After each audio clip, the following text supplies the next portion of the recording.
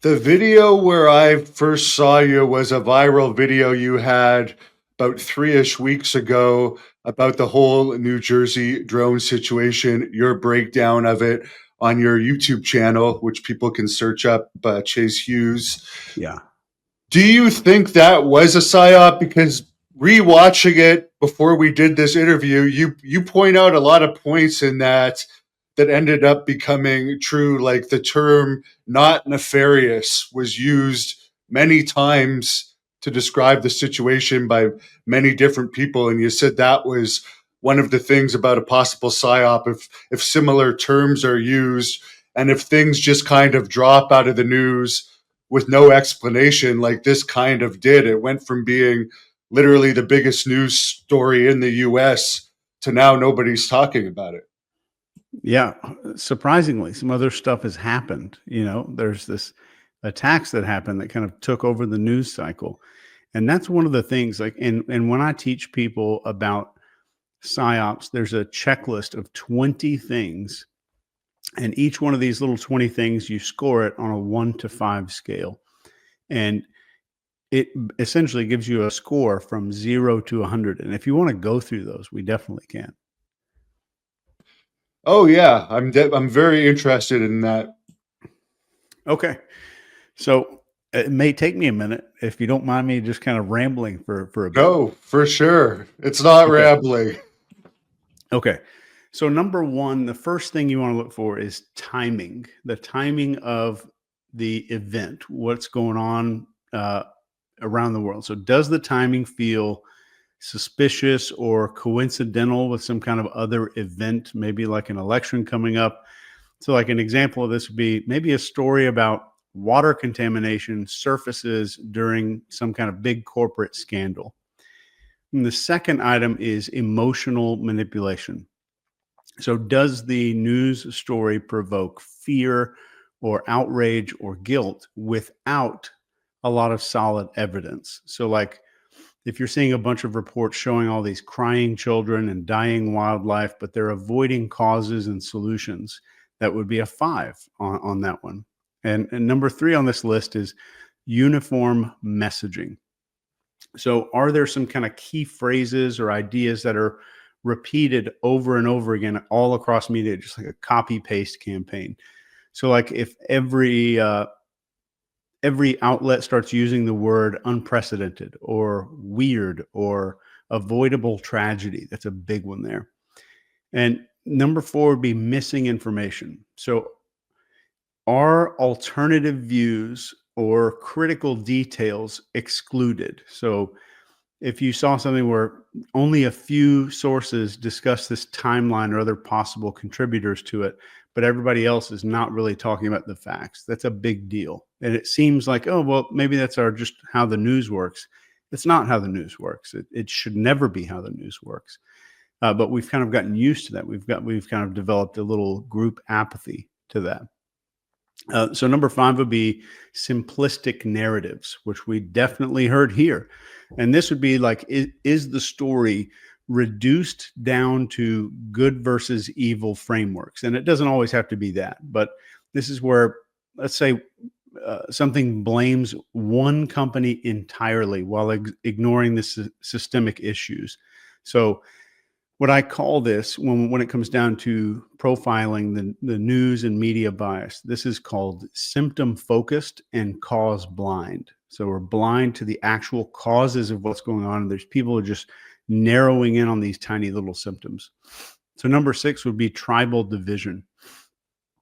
And this is just, does it create an us versus them dynamic? So like locals are victims, outsiders are blamed. That's pretty easy to spot. Number 7 will be authority overload, maybe. So are there some kind of questionable experts that are driving the narrative? Maybe we remember this during the pandemic a few years ago. So this is like, let's say non-environmental experts dominate the airtime to support policies, or just maybe one doctor when all the other doctors who disagree are deplatformed. That's a huge deal. That would be a 5 for a level 5 on that one for a lot of recent events. Feel free to stop me anytime. Number 8 is a call for urgent action. So does it demand some kind of immediate decision without a lot of reflection? So like you've seen this with campaigns that push for these immediate donations or rapid policy changes, and that's very easy to spot. Number 9 is a big one that's happening today, and this is the overuse of novelty. And is the event framed as shocking and unprecedented? So if the media emphasizes how shocking and once in a lifetime the crisis is, or they're presenting a whole lot of new stuff that is hard for us to wrap our head around because it's so brand new and we're not used to it, that's an overuse of novelty. And we know in psychology that novelty or things that are unexpected generate massive amounts of focus, which equals revenue dollars. But I'm not saying generating focus is a bad thing. That's social media's job. That's the news's job because they have to sell advertising. So that's their number one goal, is to sell ads. We have to remember that. Next is this financial or political gain. So are there some kind of powerful group that's going to disproportionately benefit from what's going on? Like a company offering, let's say, cleanup services is also lobbying for government contracts to do this same kind of thing. And when I say cleanup, you can just replace that word with something else. And I think you'll get that. 11 is suppression of dissent. So are there critics out there that are being silenced or labeled negatively? So like if you hear any opponents being dismissed as conspiracy theorists or deniers or something like that, they're kind of getting labeled or they're getting ignored. And number 12 is false dilemmas. This is where are there only just two extreme opinions presented? So either you support this policy or you don't care about the environment and you're a total asshole.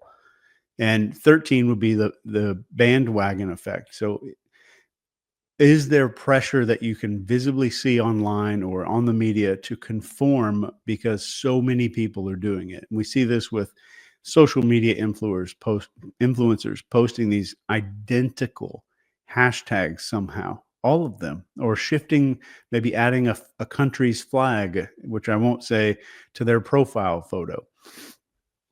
And 14 would be emotional repetition. So this is something using the same emotional triggers being repeated excessively, like destruction and suffering imagery being looped endlessly.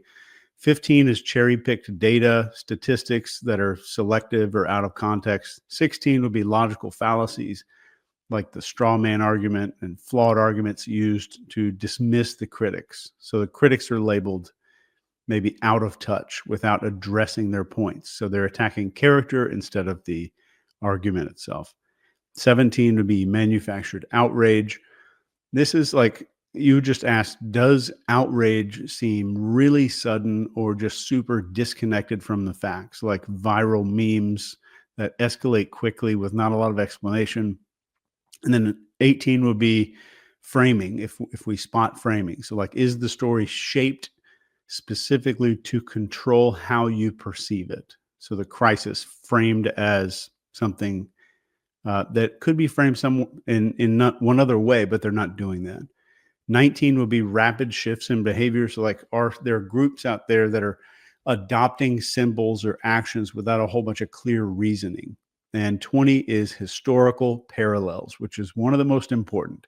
So like, does what I'm seeing right here mirror some kind of manipulative past event that we know happened in the past? They know it works, so they're going to kind of copy the same blueprint again. So that's kind of the 20 checkpoints